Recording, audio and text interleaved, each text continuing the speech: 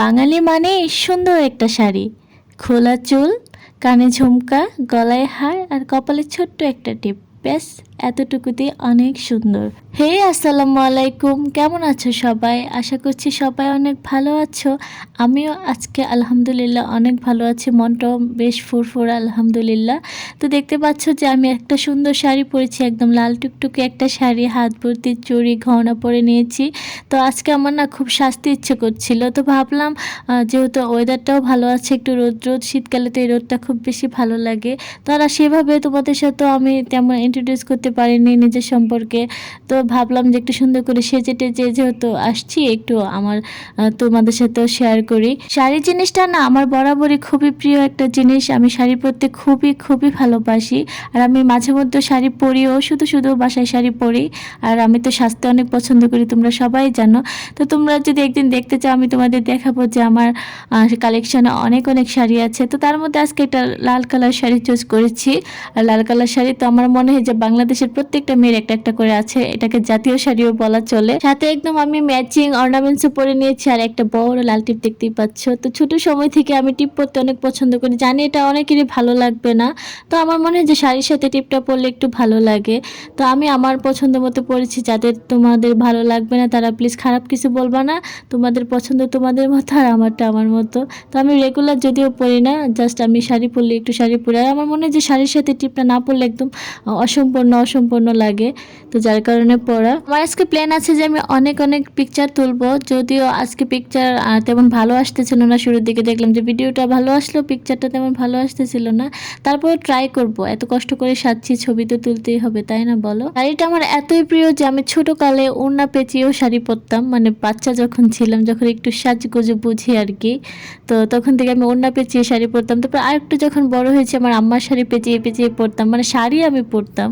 তো আমি জানি না শাড়িটা আমাকে কেমন লাগে, তারপর আমি আমার স্যাটিসফ্যাকশনের জন্য পরে আমার নিজের ভালো লাগে। আর মাঝে মধ্যে মনে হয় যে নিজের ভালো লাগাটাকেই প্রাধান্য দেওয়া উচিত। মানুষ তো চারপাশে অনেক কথা বলে, আর এই সমাজটাই না একটা মানে জাজমেন্টাল। আমার মনে হয় কারো কথা গায়ে না লাগিয়ে নিজের যেটা ভালো লাগে সেটাই করা উচিত। আজকে তোমার যেটা ভালো লাগছে এটা অন্য কারো ভালো নাই লাগতে পারে, তাই বললে কি তুমি তোমার ভালো লাগাকে প্রাধান্য দিবা না?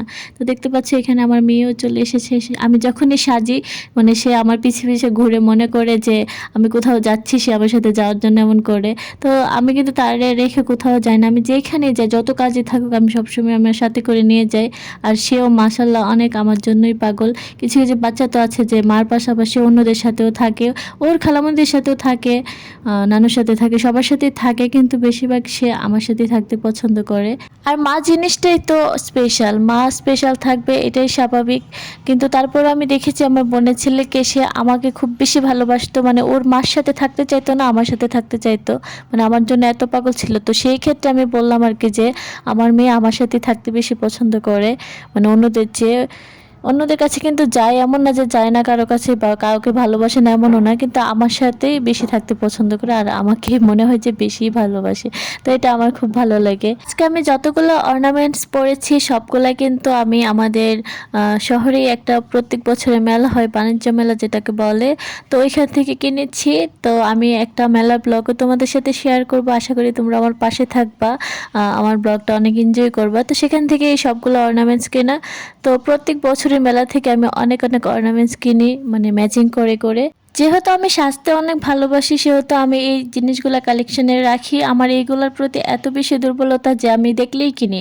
মানে আমার দেখা গেলে অন্য কাজ থাকে, ওটা আমাকে করতে হবে, তারপরে ওইটা না করে যদি আমার ভালো লেগে যায়, দেখা যায় কোনো অর্নামেন্টস আমার দেখতে দেখতে ভালো লাগছে, আমি ওইটা নিয়ে চলে আসি বাসায়। এর জন্য আমার আম্মা অনেক বকাও দেয়, কিন্তু কি করব, শখ বলে কথা।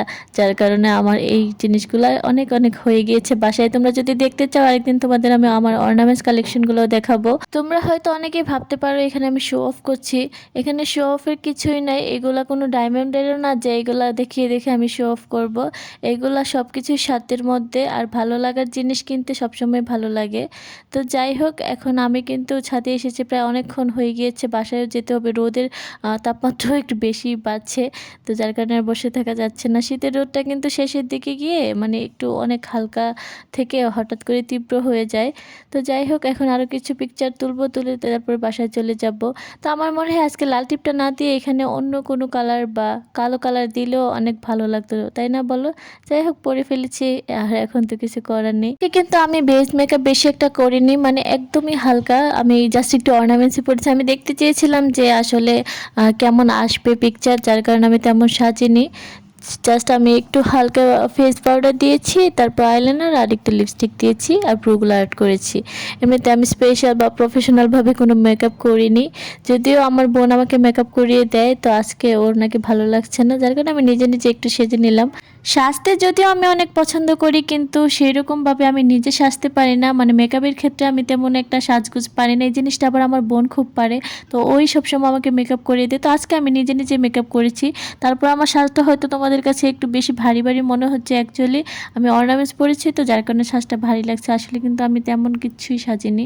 তো যাই হোক, এদিকে কিন্তু প্রায় অন্ধকার হয়ে আসতেছে। শীত তো, মানে দুপুর 12টা 1টা পর্যন্তই রোদ থাকে, তারপরে তো আস্তে আস্তে রোদ কমে যায়। তো যাই হোক, আমি এখন বাসায় চলে যাব। অনেকক্ষণ তো অনেক পিকচার টিকচার তুললাম, বাচ্চারাও অনেক বিরক্ত হয়ে গিয়েছে, আর আমার বোনও সবার আগে বিরক্ত হয়ে গেছে, বলতেছে আমি আর ভিডিও করতে পারবো না, তোর ভিডিও তুই কর। তো এই জন্যই তো আমার চুলগুলো কিন্তু অনেক বড় ছিল, তো আমি এগুলোকে কেটে ছোটো করে ফেলেছি, যার কারণে ইদানিং বড় হতে চাচ্ছে না।